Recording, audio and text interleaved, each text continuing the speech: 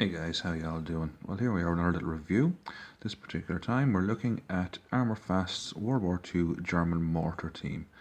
The box itself displays the mortar vaguely at the side there on the right hand side, kind of fading into or out of the picture, and it shows a mortar crewman. That is not the pose that the crewmen are actually in the box itself. Great thing about Armourfast, in fairness, is that you get 4 sprues within this box, so you basically get 4 mortars and 20 crewmen. I'll show you the crewmen now in a moment. These are a 1/7/2 scale, although I think personally they're a little bit closer to 1/7/6. I have my guys incorporated with some Revell 1/7/2 German infantry, the kind of late war variant, and whilst they look quite well as regards the sculpt, they blend in very, very nicely. On the other hand, they are fractionally smaller, but these things don't bother me too much. But just if you were want to be aware of those things yourself, it might be something that you might want to consider. The box itself, very straightforward, the usual story, nothing to really write home about. It gives a depiction on the back there of the actual crew members that you get with the set. As you can see, one individual has a MP40 kind of in a kneeling position. It's a nice little pose actually, and one is left to your discretion as to whether to put a Kar 98 rifle, which was the standard rifle of the Wehrmacht during the war period, 7.92mm Mauser, or alternatively a mortar bomb in the figure's hand there. And of course there's the mortar itself.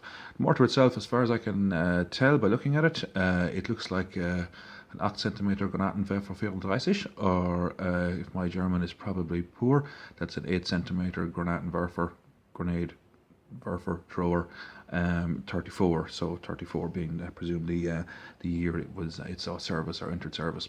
The weapon itself could be broken into 3 loads. So you had the barrel, the bipod, and the base plate. In reality, and adaptations of it, I believe, were used in self-propelled vehicles, possibly such as the Hanomag 251 and things like that. Had a rate of fire of about, I suppose, between 15 and 25 rounds a minute, depending on circumstance, big crew and things like that, and a range of maximum range was 2.4 kilometers, I think, which equates to, quick mathematical division in my head, 1.5 miles. So there you go. This particular piece was released in 2004. I think I picked it up in 2005, and I paid the princely sum of €7, and quite worth the money, I must say. As I say, this comes from my stash in the attic that I keep going on about, but as I say, I'm trying to get through these things bit by bit. There's a lovely artwork there, kind of a late war period scenario here. Camouflage, looks kind of SS looking, but of course some Wehrmacht units had stuff like that as well. Just a nice simple artwork. Armourfast do nice artwork. I love the kind of classic artwork, or at least things that kind of hark back to that. But whilst this is kind of a modern take on it, it's not exactly as good, as I think personally, as some of the older artworks on things like Matchbox and Airfix and other kits. But I think it's actually quite nice for what it is. Pity doesn't actually depict the poses that are contained within the box itself, but that's Armourfast, that's their style, that's what they do. So anyway, let's have a look at the sprue. So as I say, you get 4 of these sprues, 4 mortars and 20 figures. So this is the sprue here. I'll just turn it over the right way around, perhaps. I'm always doing that. So as you can see there, you have a couple of crew members. Okay, you have the guy with the binoculars in the top left corner. Beside him, you have a chap handling a mortar bomb, which looks slightly out of shape, to be honest with you. It seems to be quite cylindrical rather than mortar bomb shaped, shall we say.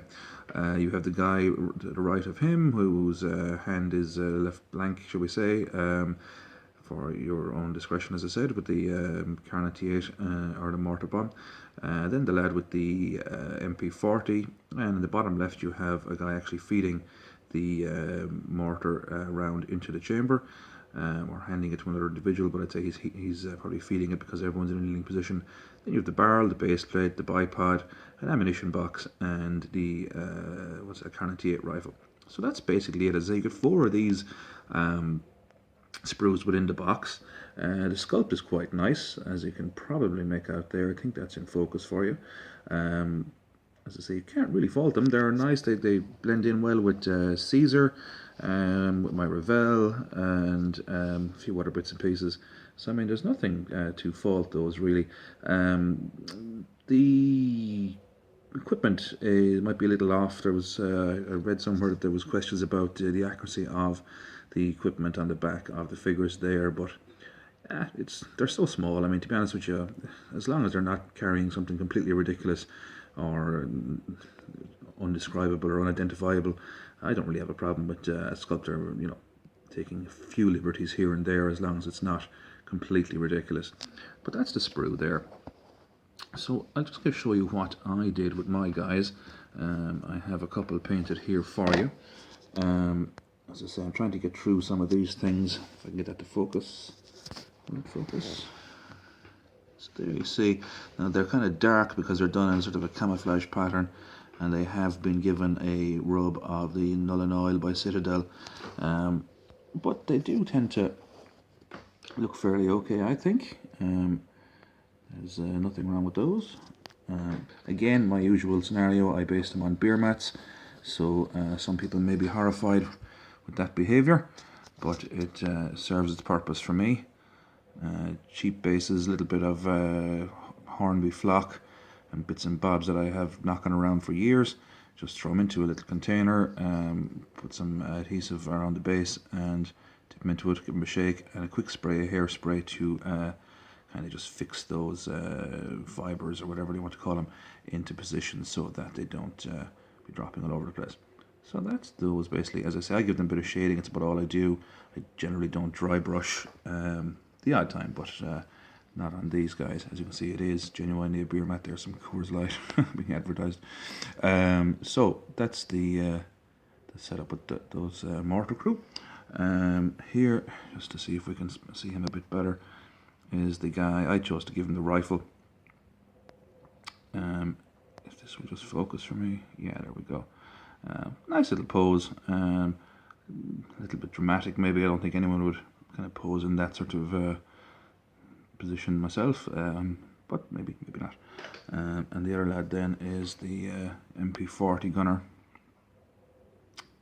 As I say, they're a little bit small in comparison to the Revell, but they work well with other bits and pieces quite nicely. So as you see there, MP40, and he's kind of upped his waist in foliage. And the last one there is the chap who I suppose is the crew commander for the Mortar itself. And that's that. As I said, you can do them in whatever colours you want. They don't really give a colour scheme other than the artist's depiction on the box art itself. So it's kind of up to your discretion really what kind of pattern you want to put on them. You could do a snow pattern, or you could do white for Eastern Front or winter, Ardennes offensive in the west or whatever. But very, very straightforward, as I always say, and just generally nice, nice simple little kit or figure set, whatever you want to call it. And I paid the princely sum, as I say, of €7 back in the day, so I'd say they're probably around about the €10 mark now, maybe a little bit more. Readily available, which is great, and it will probably be in production and be available for quite a long time. So that is that. That is the Armourfast World War II German mortar team.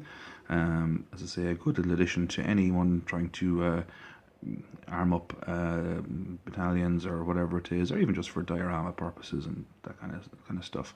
The sculpt is good on everything, and a nice little addition to anyone's collection. So I'll leave it with that, guys. Take care. All the best.